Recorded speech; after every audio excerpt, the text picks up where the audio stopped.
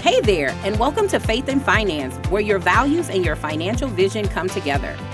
I'm your host, Geil Thompson, registered rep for Joseph Eden Capital, a sister firm of Joseph Wealth Management.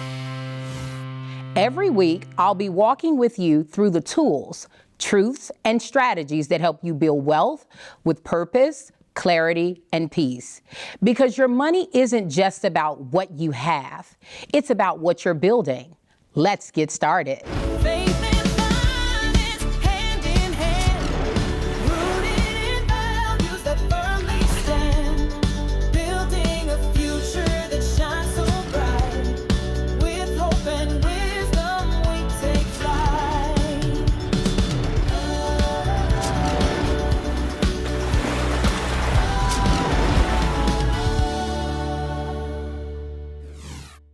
Each week, we break down how capital moves, how markets shift, and how you can position your resources with wisdom and strategy to build ownership, grow wealth, and establish a lasting legacy. Today, we are launching a two-part series with a very special guest. Whether you're just getting started or you've been on the wealth building path for a while, this is for you, especially if you've been asking God for clarity, courage, or even confirmation. Today, I'm joined by none other than Joseph Wealth Management's founder and visionary, Dr. Bill Winston. Dr. Bill Winston is a global faith leader, CEO, and senior pastor of Living Word Christian Center with campuses in Forest Park, Illinois, and Tuskegee, Alabama. Dr. Winston oversees more than 20 companies and organizations, including owning 2 shopping malls, Forest Park Plaza and Washington Plaza, a restaurant, Harvest 365 Restaurant and Fresh Grill, Living Fresh Market, a 71,000 square foot supermarket, Royal Christian Bookstores and Cafes, Source Media Publishing, a publishing house, Joseph Wealth Management, a registered investment advisor, Joseph Eden Capital, Joseph Business Services, Eden Career Institute, a vocational and technical training education center, and the Joseph Business School, a nationally accredited faith-based entrepreneurship program founded in 1998. Dr. Winston demonstrates how kingdom principles can drive financial success, innovation, and community transformation. His leadership has created opportunities for entrepreneurs, job creation, and economic empowerment on a global scale. Dr. Winston, welcome to Faith and Finance. Well, I'm glad to be here. I'm glad you're here. So for many of our audience who do not know, I want you guys to know Dr. Winston is the visionary and founder of Joseph Wealth Management. He's the very reason ultimately that we're having this podcast here where we can educate you on financial matters that can help steward your wealth and take you to the next level. Dr. Winston, when I just read your bio, I noticed that you've gone through about 4 different transitions within your life, from an Air Force pilot to an IBM executive, pastor of a major ministry, and then you own 20 plus companies. My goodness, when do you sleep? Well, I don't.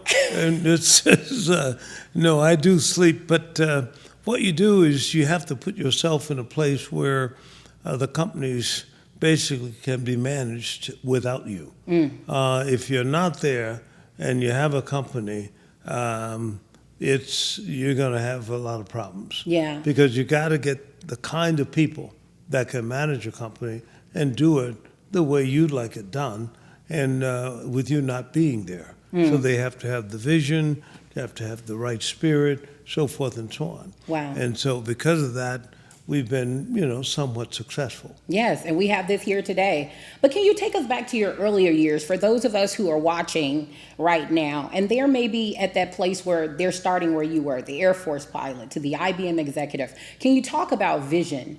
Was God with you every step of the way? Did he show you the end from the beginning? No, I really didn't see the end. I was brought up in Tuskegee, Alabama. That's where the famous Tuskegee Airmen were. That is the black airmen who were, they said at that time, they didn't have what it takes to fly. But they went over and set real records in terms of flying for the war.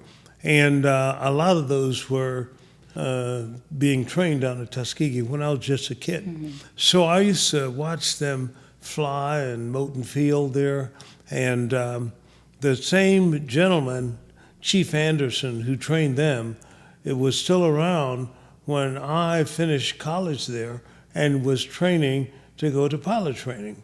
And Chief Anderson was just a man who was born to fly. Yeah. He would tell me, listen, he said, the airplane can fly itself. He said, watch this. He'd trim it up and take his hands off, and it'll come right down for landing. Then it'll get down so low, and he'd round it out and land it. I said, wow. So this airplane can land better by itself than it can with you putting your hand on the wheel. Wow. And so I saw that. These kind of things made a real impression to me. Even though I finished college in pre-med, the flying really got in my system. Wow. And there is a scripture that says, out of the abundance of the heart, the mouth speaks. And it's also out of your heart, your life comes. You begin to be those things which were in your heart.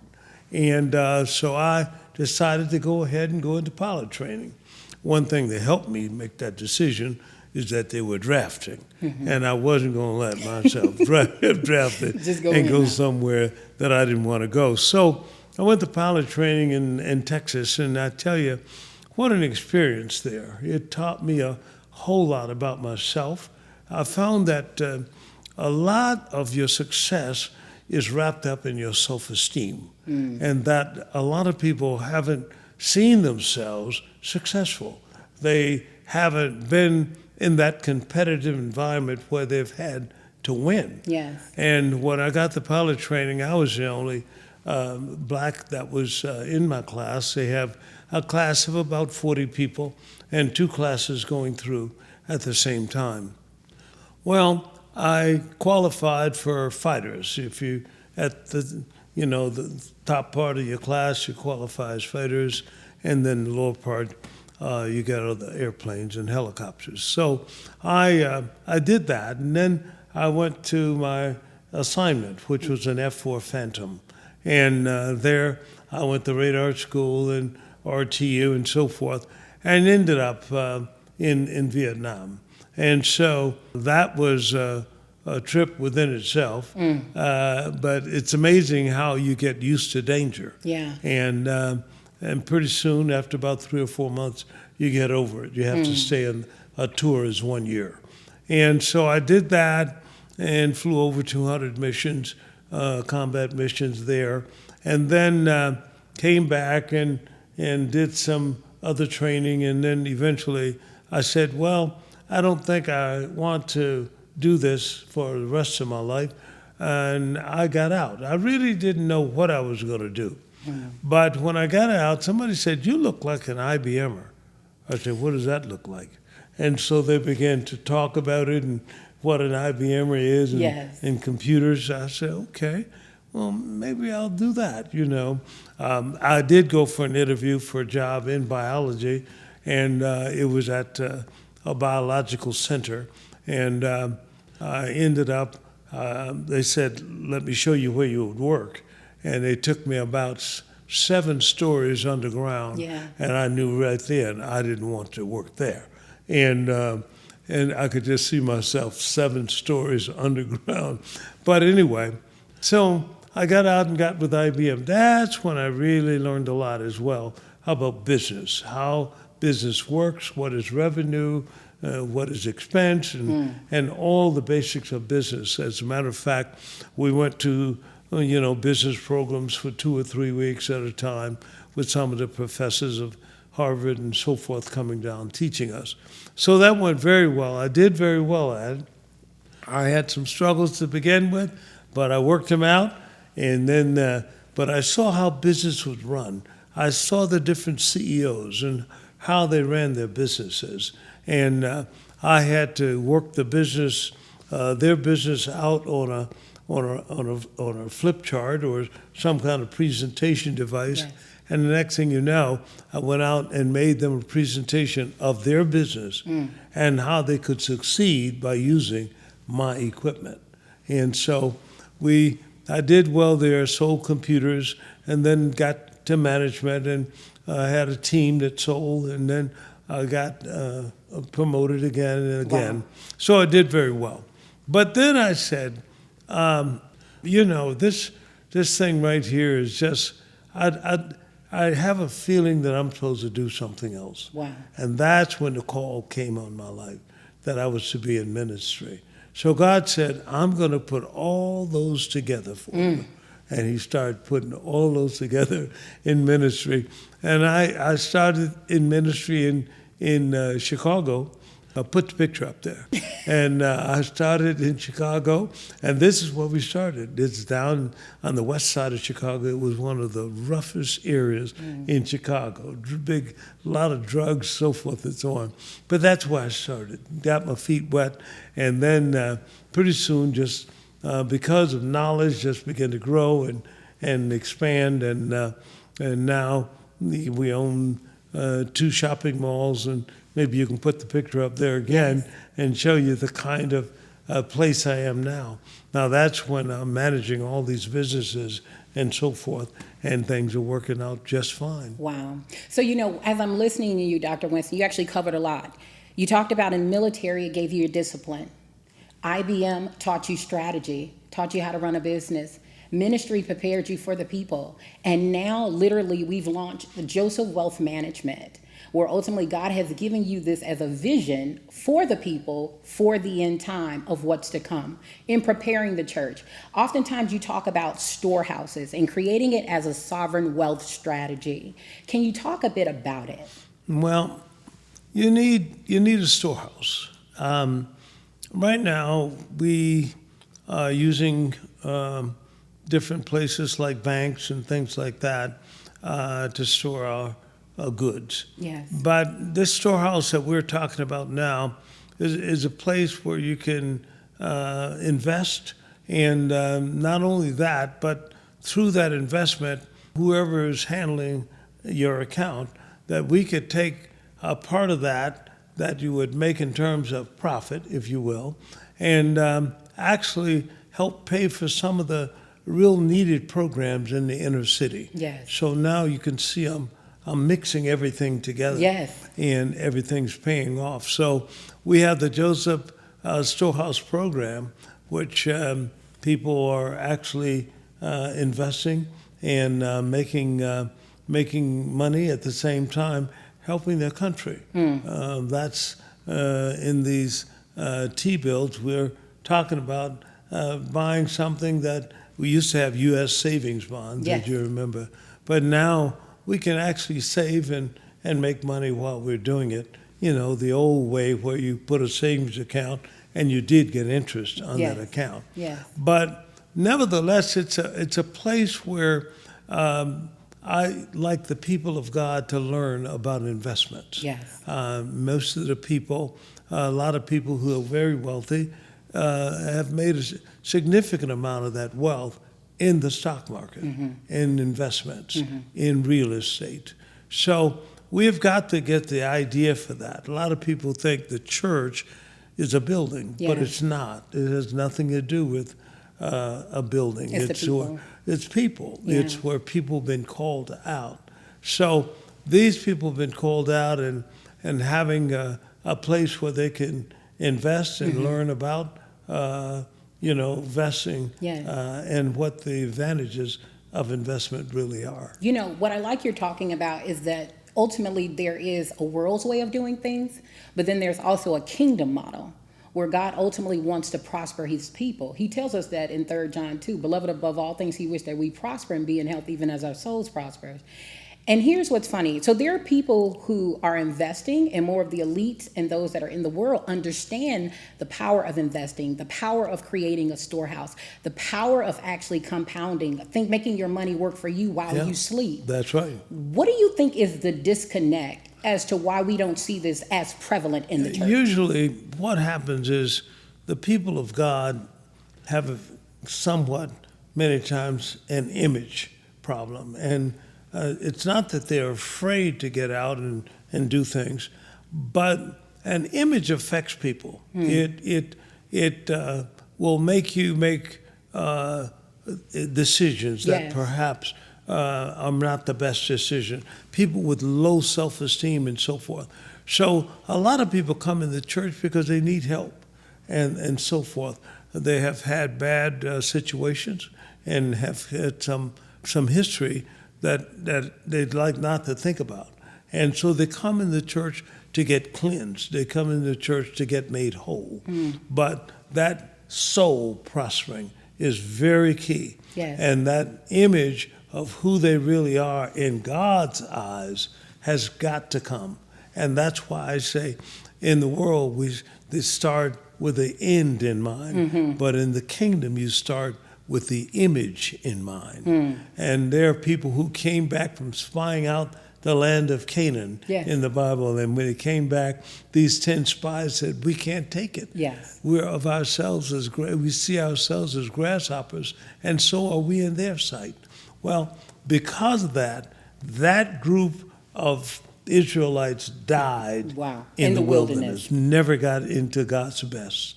So I'm saying one of the things we do is in this church is we really major on getting your image up. And because some people don't think they're worth the value of a Rolls Royce. They feel that a Rolls Royce is better than them, is more valuable than them, or a big home or whatever. Yeah. So when God tries to give them the best, they won't take it. Wow. And so that is something that we have to work on and overcome. Yeah. You know, Pastor, as you're talking, it made me think about the name of our segment, which is called Faith and Finance. And I know oftentimes you've even had us read in this book by Rabbi Daniel Lapin, where he talked about that faith and finances initially were together. Religion and theology were ultimately a part of ministry. That's right. So the world has disconnected in some way. And now it seems as though the church feels left out because they don't associate having financial provision as part of God's provision. Yeah. How do we overcome that mindset? Well, it takes teaching. And it's not happening in a day. It takes a little while that you've got to let people know that Jesus was not poor.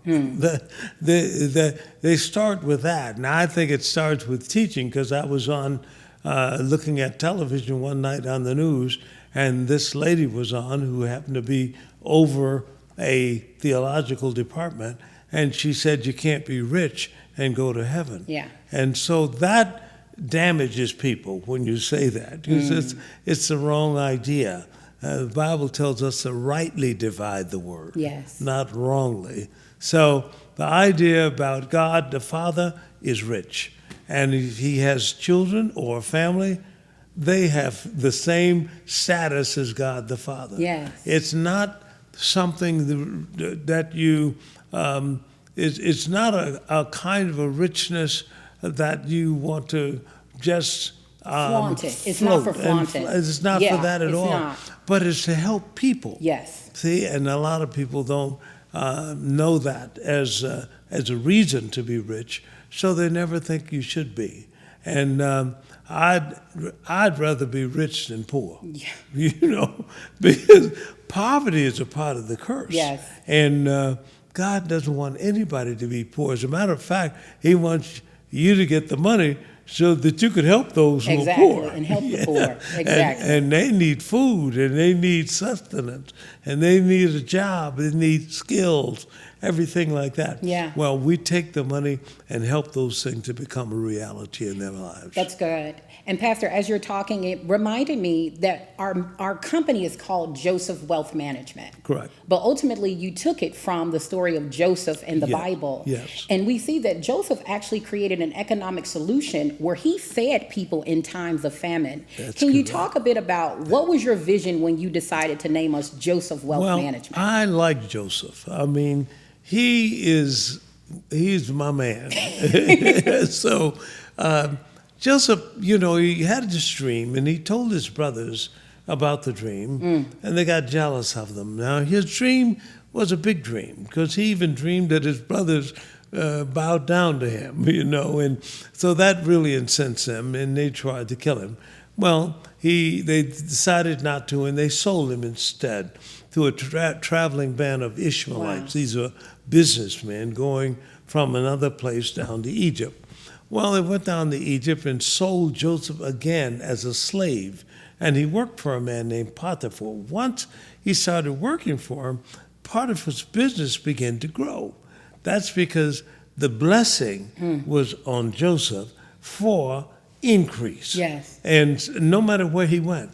So that happened, and his farm got big, and he started more businesses. This is the person who he worked for now as a slave. And then Potiphar, his wife, made eyes at Joseph, and they told some things on him and about some kind of, sexual things. And next thing you know, Joseph got put in jail. Yeah. Well, notice what he didn't do. Any place that Joseph went, he never got bitter. And that's the key.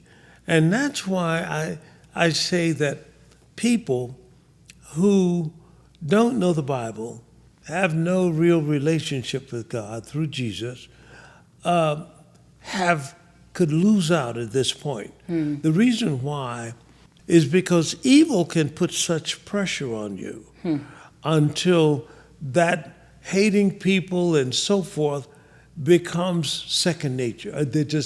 You just do it. And so the next thing that happens, when you do that, you lose your place in line to be promoted. Yes. I remember it happened to me. I was supposed to give a big presentation at IBM, and so before I went to give the presentation, the previous night, I went over a friend's house, and we were talking and so forth, and he was a black man. He was telling me all the things they're doing to him that are racially motivated and so forth, and he was angry and so forth. Well, the Bible says, watch your hanging out with a angry man, because you'll become angry yourself. Yeah. So I went to the presentation the next day, and do you know, anger came out. Wow. Well, I didn't know it, but they were from IBM headquarters coming down to promote me. But I acted such, a fool until they decided not to promote me. My boss was so angry. And so, but that just shows you, if Joseph would have acted up, he'd have not gotten promoted. He wouldn't have finished his destiny. And some people don't realize that that's a test. And so they get angry and they begin to do things and file suit and all kinds of things, and they never make it to that top. But that's just a word to the wise. It happened to me, and God now is making up for it, of course. But sometimes you delay your destiny when you do that. But when Joseph got put in prison, never got angry, next thing you know, Pharaoh had a problem that he couldn't solve. And somebody said, well, there's a dreamer in the jail. And they called Joseph up there, and Joseph told him what he dreamed and what the problem was and what the solution was. And they said, you're the man. Yeah. And put Joseph, who was a Jew, who the Egyptians really didn't like, they put him in second command to Pharaoh. Wow. So I'm saying, I don't care what color or what background or what country or whatever you're from, if you've got the goods, you can get promoted. Amen. You know what, Dr. Winston? This has been a very powerful segment. For those of you who have been watching, one thing that I do want you to take note of is what Pastor has talked to us. Well, we call him Pastor, but you'll know him as officially Dr. Geil Winston. He has taught us about vision and identity, talking about tying and making sure that who we are and how we identify ourselves is tied to what God has said. Hold on to your heavenly vision. He told us that Joseph's brothers hated him for his vision. And many of you may actually be sitting on the vision that God has placed on the inside of you, whether it be a business, whether it's stepping out and doing that ministry, writing that book, whatever it is that God wants to use as a source to bring income and provision into your life.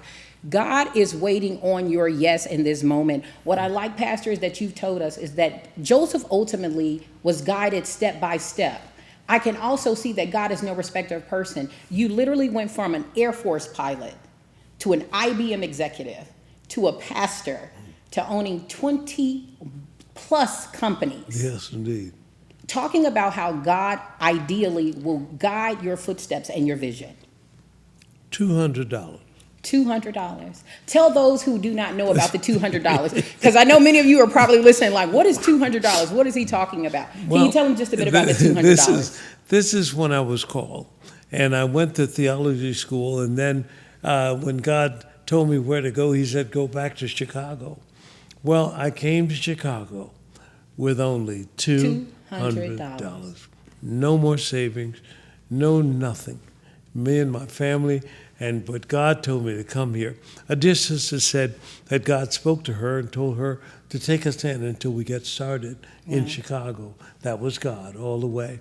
And so we started at Lake and Pulaski. Put the picture up there. And we started at Lake and Pulaski.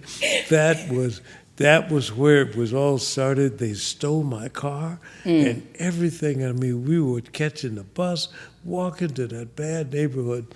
So we did it, and we committed ourselves to it, which allowed God to take us under his wing and just promote us.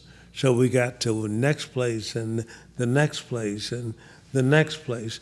I'm just saying, look at us now. Yes. But I'm just saying that's what this faith walk will do. Yes. And a lot of times we don't apply faith to finances, but let me tell you, faith can get your finances together, get you in a wonderful place. Yes. So I might say to those who are watching that if you haven't found out about faith or studied faith or heard of a person teaching on faith, you owe yourself a good favor to do that. So faith is what we use to get us here, and faith is what we're going to use to take us forward.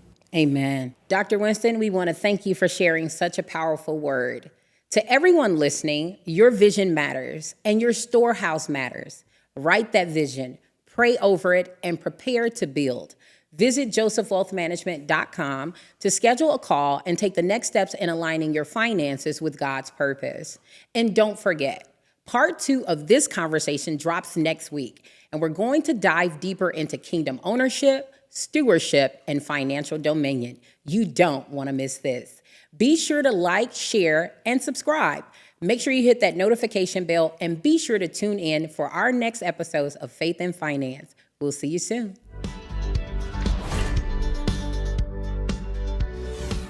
In today's faith segment, let's look at the story of Joseph. Before Joseph ever touched a grain of wheat, he was given a dream.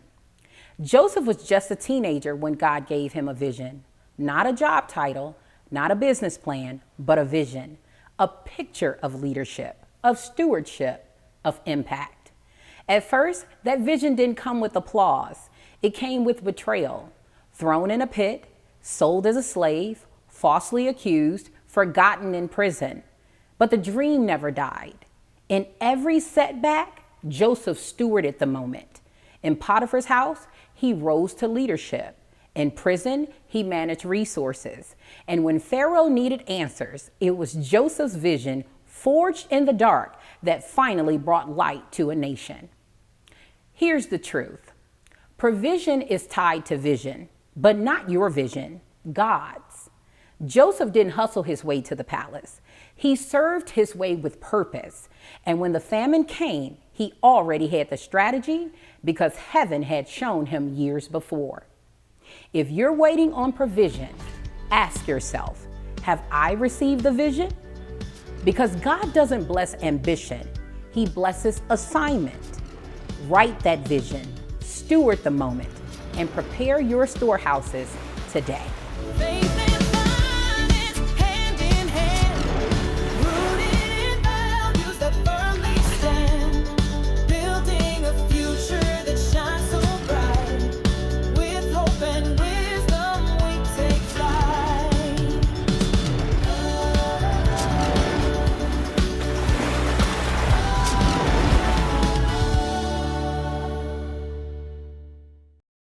The Faith and Finance podcast is intended for educational, informational, and entertainment purposes only. The views and opinions expressed by the hosts and guests are their own and do not necessarily reflect those of Joseph Wealth Management, Joseph Eden Capital, or any affiliated entities. Nothing shared on this podcast should be construed as personalized, financial, legal, tax, or investment advice. All investing carries risk, including the potential loss of principal. Listeners are strongly encouraged to consult with a licensed financial advisor or fiduciary who understands their unique circumstances before making any financial decisions. Joseph Wealth Management and Joseph Eden Capital are registered entities and operate in accordance with applicable regulatory guidelines. Business is conducted only in jurisdictions where they are duly licensed or exempt from registration.